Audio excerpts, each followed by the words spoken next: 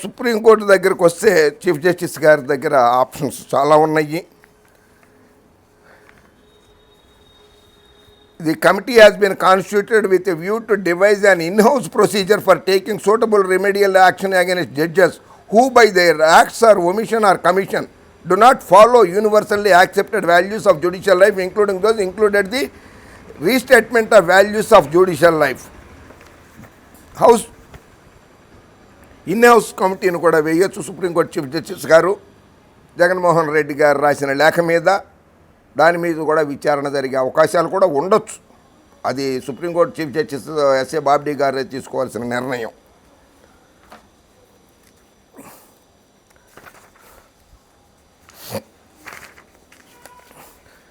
ఇక్కడ ఇంకోటి ఏంటంటే supreme court of India K Veeraswamy versus union of India, government of India and others 25th July 1991, equivalent citation 1991 SCR 3 189, 1991 SCC 3 655. Judges bench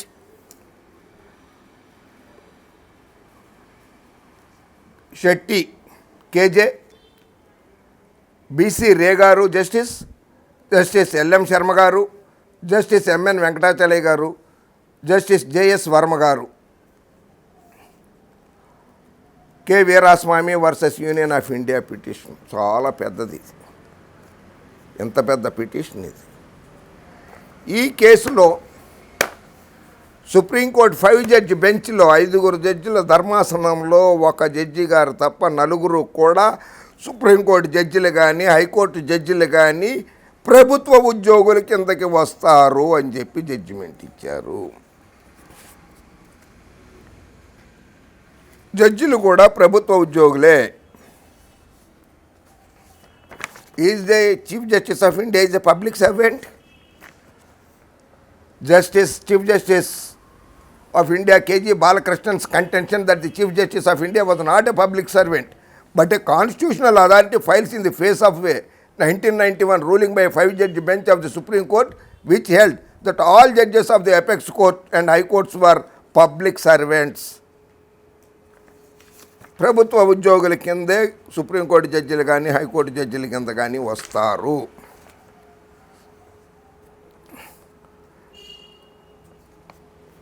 అని 1991లో K Veeraswamy, ఈయన కూడా జడ్జిగా చేశారు వీరాస్వామి గారు.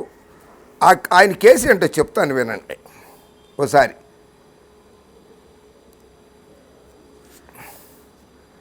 Prevention of corruption act 1947 Section 2, 51E, 5261C, public servant, possession of pecuniary resource of property disappropriate to known sources of income, prosecution after superannuation, previous sanction whether necessary. ఆయనకి జడ్జిగా పనిచేసినప్పుడు K Veeraswamy గారు జడ్జిగా పనిచేసినప్పుడు ఆయనకు ఆదాయానికి మించిన ఆస్తులు కలిగి ఉన్నాడు అని చెప్పి CBI central bureau of investigation ఆయన మీద ఎఫ్ఐఆర్ దాఖలు చేసింది. జస్టిస్ వీరాస్వామి గారి మీద సిబిఐ.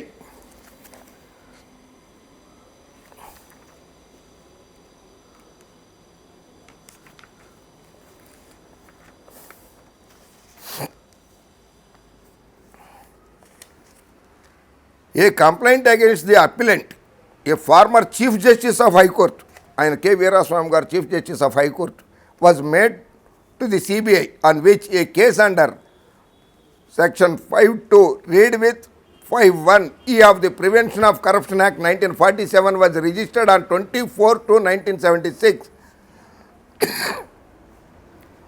24/2/1976 నాడు డిస్ప్రపోర్షన్ ఆఫ్ అసెట్స్ కేసుని ఒక జస్టిస్ గారి మీద నమోదు చేయటం జరిగింది సిబిఐ. ఆ కేసులో on corruption on 28/2/1976 the FIR was filed in the court of special judge. The appellant proceeded to leave from 9/3/1976 and retired on 8/4/1976 on attaining the age of superannuation. ఆయన మీద 24/2/1976 నాడు ఎఫ్ఐఆర్ కేసు నమోదయ్యి సిబిఐ వాళ్ళు దాన్ని special judge దగ్గర ఇస్తే 8/9/3/1976 నాడు ఆయన సెలవు తీసుకుని వెళ్ళిపోయారు. అంటే నేను ఎవరిని సెలవు తీసుకోమని చెప్పడం లేదు ఇక్కడ. ఆయన ఏమంటారు, మనం నీతి నియమాలకి కట్టుబడో లేకపోతే అవమానంగా భావించారో ఏం జరిగిందో తెలియదు, కానీ ఆయన సెలవు మీద వెళ్ళిపోయారు. 8/3/1976 నాడు సెలవు మీద వెళ్ళిపోయారు. వెళ్ళిపోయిన తర్వాత ఆటోమేటిక్గా సెలవులో ఉండంగానే 8/4/1976 నాడు ఆయన రిటైర్మెంట్ అయిపోయారు. సెలవులో ఉండగానే రిటైర్ అయిపోయారు. చీఫ్ జస్టిస్ ఆఫ్ హైకోర్టు మీద సిబిఐ ఎఫ్ఐఆర్ దాఖలు చేసి స్పెషల్ జడ్జి గారి ముందు పెట్టింది, K Veeraswamy and union of India కేసులో.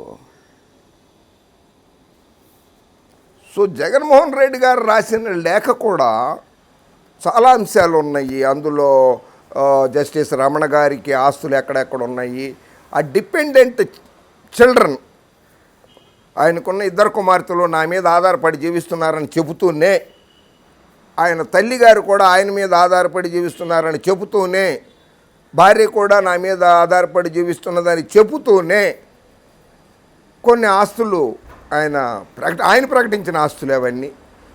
ఆయన ప్రకటించిన వాటిల్లోవి ఏసీబీ కోర్టు, జగన్మోహన్ రెడ్డి గారు నియమించిన సిట్టు వాళ్ళు ఇన్సైడర్ ట్రేడింగ్లో అమరావతిలో కానీ విజయవాడ పరిసర ప్రాంతాల్లో కానీ వచ్చినాయి కదా, దాని మీద గ్యాగ్ ఆర్డర్ ఉంది.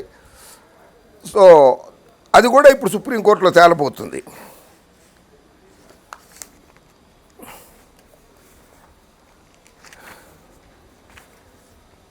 If Indian judiciary leaves corruption, India might become heaven in just 180 days. భారతదేశ న్యాయ వ్యవస్థలో కనుక అవినీతి కనుక లేకపోతే 180 రోజుల్లో భారతదేశము ఓ స్వర్గంలా తయారవుతుంది. ప్రభుత్వంలో కానీ న్యాయ వ్యవస్థలో కానీ లేకపోతే అని చెప్పి విదేశీ సంస్థలు సర్వే చేసి చెబుతున్నాయి.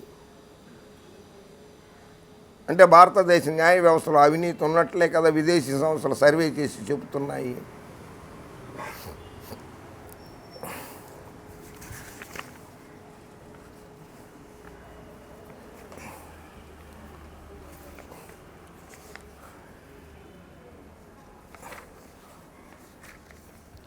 The supremacy of the Indian judicial system sometimes seems autocratic. There is a bottom of hierarchy of the single judicial system. This means that a petitioner can appeal in a high court of appeal if she is not satisfied with the ruling of the lower court. Likewise, the Supreme Court is the highest court of appeal. If the ruling isn't fair in the Supreme Court, the petitioner needs to satisfy him herself with that ruling. The pressure of the right ruling is bestowed on the shoulders of the bench or a single judge, but in the same time, it increases the scope of corruption as well అని చెప్పి survey report ఇచ్చిన వాళ్ళు రాశారు.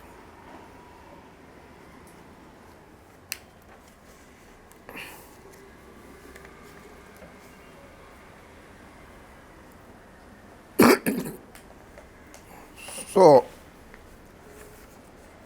ఇందులో